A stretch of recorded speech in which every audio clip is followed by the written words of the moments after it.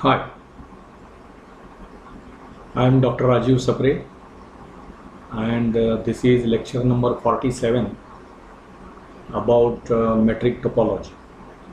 As you know, we are currently discussing sequences, right? Study of sequences is very important whenever you go for metric topology or in general topology also, in real analysis also, in multivariable calculus also.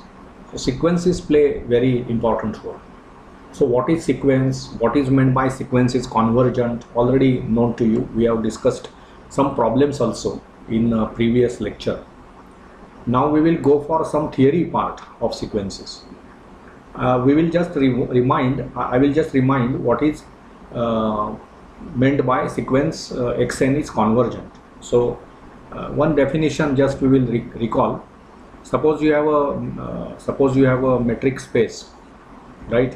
X comma d is the metric space, suppose, and xn is the sequence in x. Xn is sequence in x, right? What do you know by this?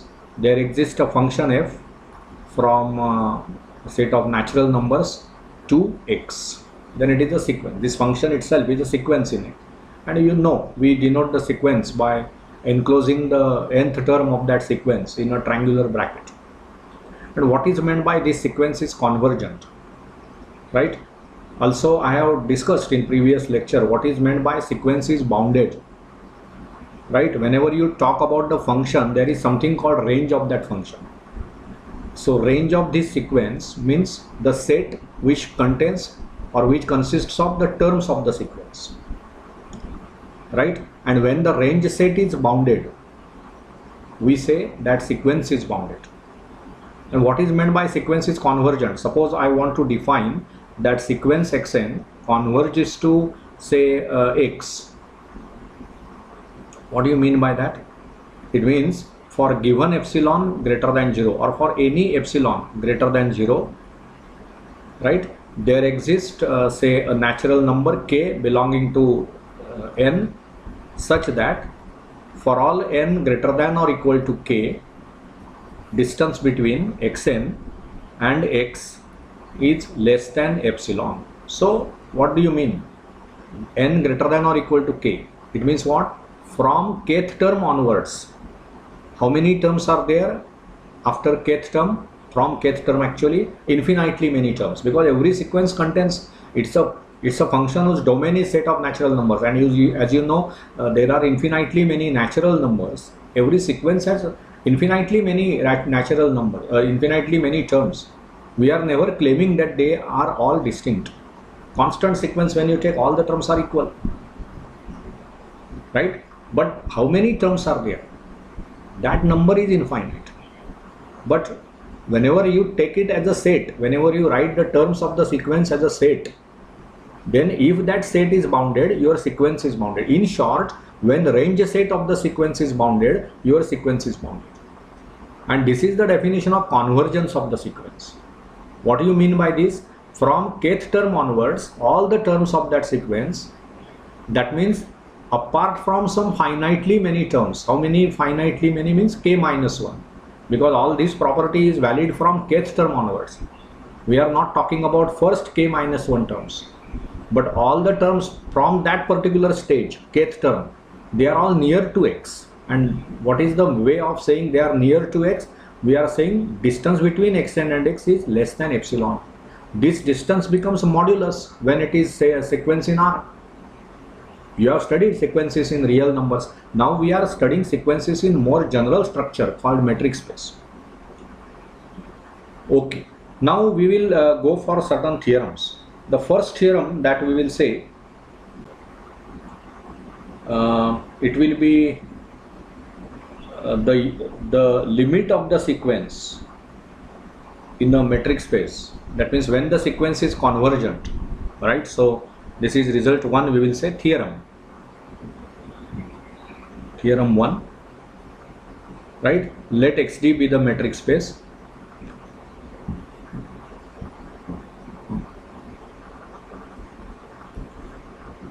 Let xn be sequence in X and if sequence Xn is convergent, CGT is the short form of convergence.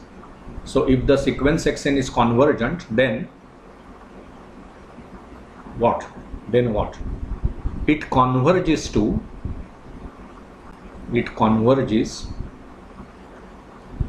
unique limit.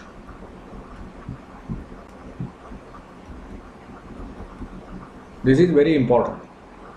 Whenever you say sequence is convergent, and suppose you say it converges to X, also if you say Xn converges to Y, then X must be equal to Y. You cannot have Xn converges to X also and Y also, where X and Y are distinct elements in capital X. It cannot happen. So how to prove this? Proof. Now very simple. Whenever you want to prove uniqueness anywhere in algebra also, in linear algebra also, many situations have arisen where you have to prove uniqueness. How it is proved? By contrary method.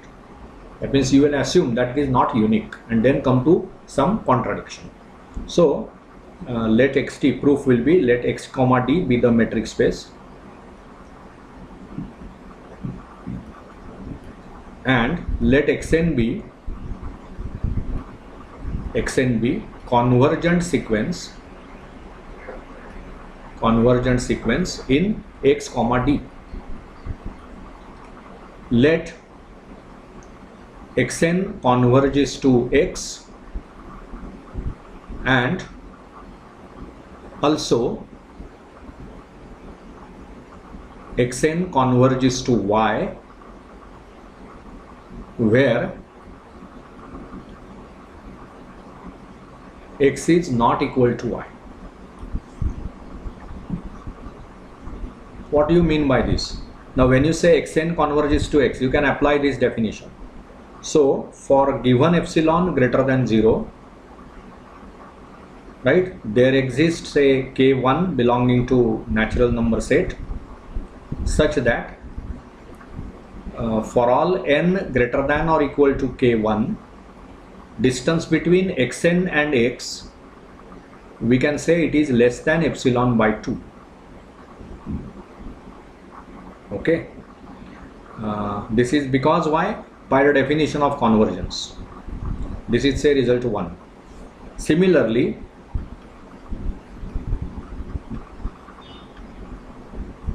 now as a sequence xn also we are saying converging to y. So similarly, for same epsilon greater than 0,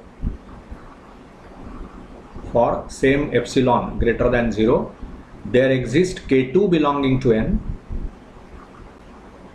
such that for all n greater than or equal to k2, distance between xn and y is also less than epsilon by 2. This is say result number 2. Now what? So see now, if you consider geometrically, I will write it here. The terms of the sequence, terms of the sequence are x1, x2. Here it will be somewhere xk1 and then so on. We are assuming that k1 is less than k2 because these are two natural numbers. So the law of trichotomy will say that one of them is smaller or one of them is larger or they are equal, whatever. We are, without loss of generality, we are assuming that k1 is less than k2. So here it will be xk2 and so on. So now this result 1 and this result 2, this result 1 is true for all n greater than or equal to k1. So for all the terms from k1, this result, that means xk1, this result is true. This second result is true for all n greater than or equal to k2. That means from this term onwards, second result is true. So if I want both the results to be true, I can see here easily that from k2th term onwards, both the results are true. Because this result, first result is true for all these terms, right, starting from k1. Second result is true starting from k2th term. So both the results are true from k2th term. But what is k2? It's maximum of k1 and k2. So let it be k. So we will say let k is maximum of K1 and K2. KB maximum of K1 and K2. So from this what I can get, that is for all n greater than or equal to K, both 1 and 2 are true. Both the results 1 and 2 are true. Okay, so what? That means what? I can say, if I consider distance between x and y, this is you can say it is less than or equal to distance between x and xn, x comma, sorry, I will erase this, there should not be any confusion. Okay, it is what? Less than or equal to distance between x comma xn plus distance between xn comma y.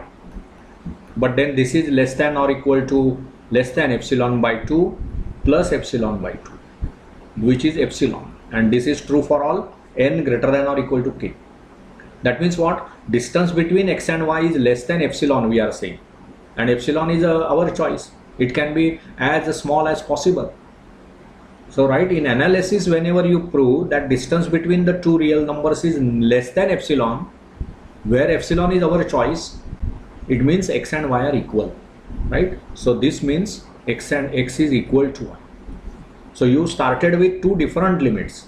We said where x is not equal to y, but we came to some contradiction. X is equal to y. This is because we assumed that means what we say, that whenever you assume that xn converges to x also, xn converges to y also, from all this development we have proved that x and y are equal. That means sequence cannot converge to two distinct limits. Whenever sequence is convergent, it will converge to unique limit.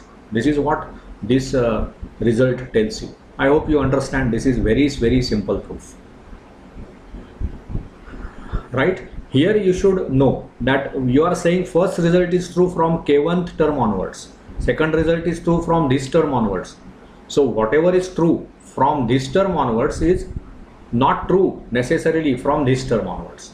But whenever I take maximum of k1 and k2, then both the results are true from k2th term onwards. That is why we have taken k as maximum of k1 and k2.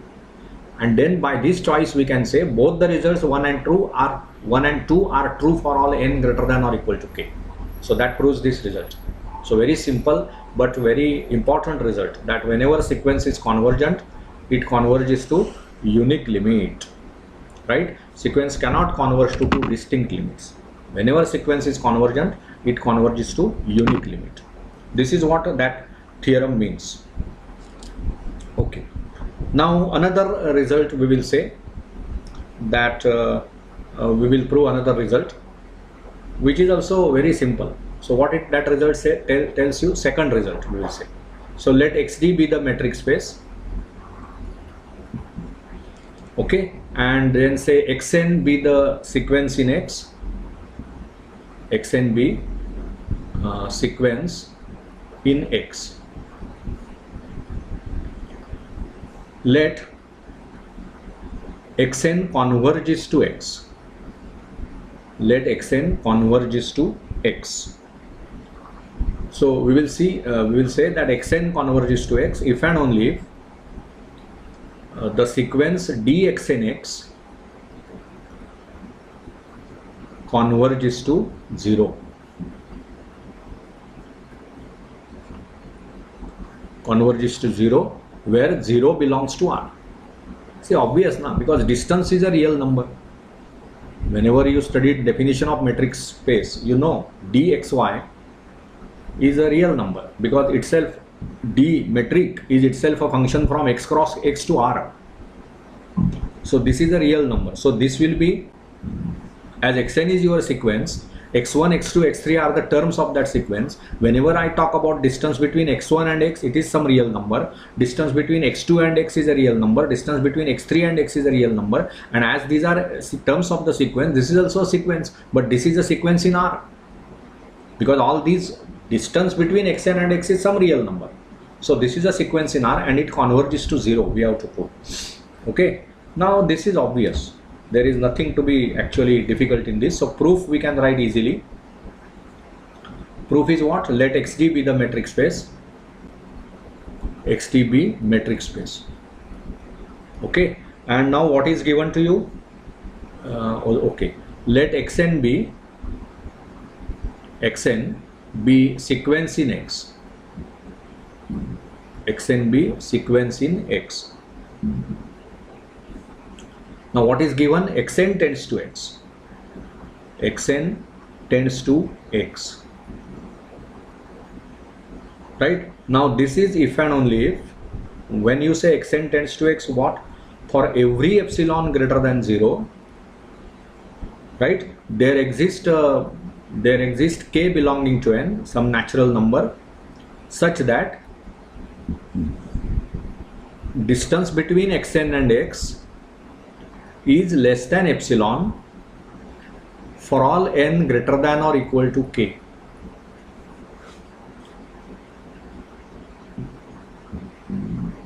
What does it mean? That means if and only if mod of distance between x and x minus 0 is less than, which is same as dx and x, and this is less than epsilon for all n greater than or equal to k. For all n greater than or equal to k. What does this mean? That means if and only if the sequence dx and x tends to 0.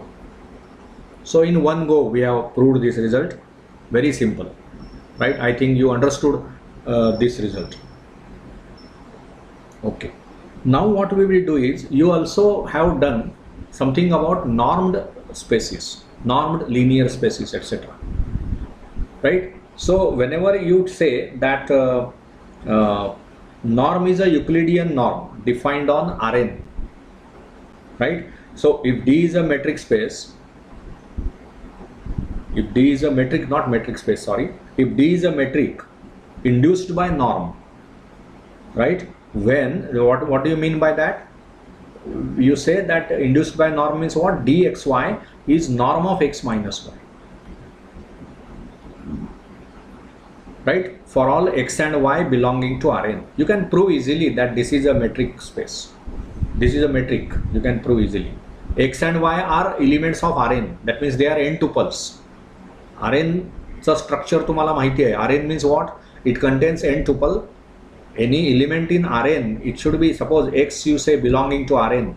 What do you mean? X can be written as x1, x2, etc. up to xn. It will be n tuple, where each x1 is from is a real number. So this is a n tuple of real numbers. So it is a element of Rn, and then you can define this Euclidean distance. You know what is norm of x minus y. Suppose y is what? y1 up to yn. Then norm of x minus y is nothing but, you know, it is a distance formula, usual distance, Euclidean distance, whatever you call, x1 minus y1 bracket squared, etc. up to finally xn minus yn bracket squared.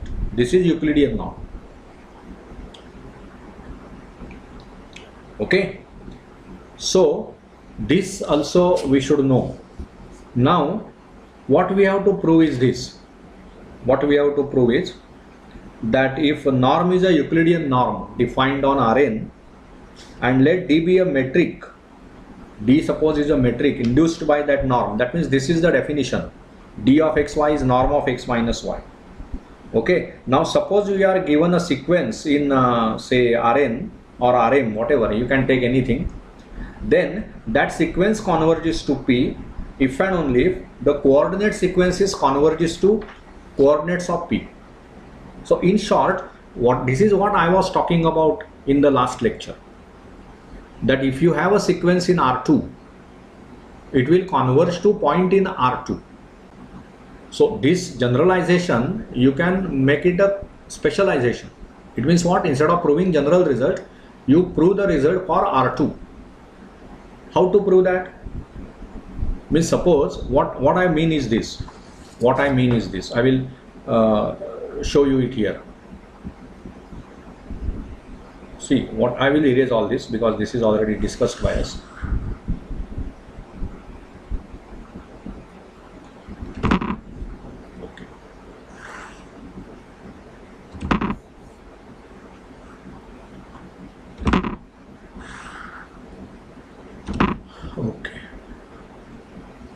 So suppose I take R2 with usual distance, that means Euclidean distance.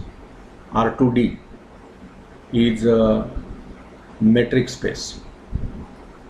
D is usual distance, usual Euclidean distance. That means you know what it means. If you have X is, suppose you have X as X1, X2, and Y is say Y1, Y2 or any 2 points of R2, then what is the distance defined between them? Euclidean distance. You know it is a usual distance formula. It is what? X1 minus Y1 bracket squared plus X2 minus Y2 bracket squared. This is the distance between X and Y. Okay. Now what we want to prove here, that if you have a sequence in R2, say xn comma yn, its sequence in R2, its sequence in R2, then we want to prove then xn yn converges to x comma y in R2, okay, if and only if xn y, this is the sequence in R2, converges to x and y in R2 if and only if xn converges to x in R and yn converges to y in R. And then this we can generalize. Instead of saying R2, you can take R3. In that case, this sequence will be xn, yn, zn, and it will converge to x, y, z. If and only if each the component sequences, that means xn, yn, and zn, you know, they are sequences in R. Whenever I say this is sequence in R2, obviously xn is sequence in R, yn is sequence in R. So ordered pair becomes a sequence in R2. So how to prove this? Think about, right? We will prove this in the next lecture, but before that, can you think how to prove this? Work on that. I will continue this result in the next lecture. Okay, so thank you. We will stop here. What I will appeal you is to subscribe my channel and take advantage of your lectures. Your suggestions, your comments are always welcome. Okay, so this channel is you know, it's a Maths Made Easy by Dr. Rajiv Sapre, and in this particular lecture series about metric topology, I am discussing undergraduate portion or undergraduate syllabus of metric topology, which is there in any university. When any university decides to teach you metric topology, this is what they are interested to teach. So I hope all these lectures are explained. The metric topology subject is explained in very simple language, right? So take advantage of these lectures. Definitely you will be benefited. So subscribe my channel, Maths Made Easy by Dr. Rajiv Sapre. Thank you.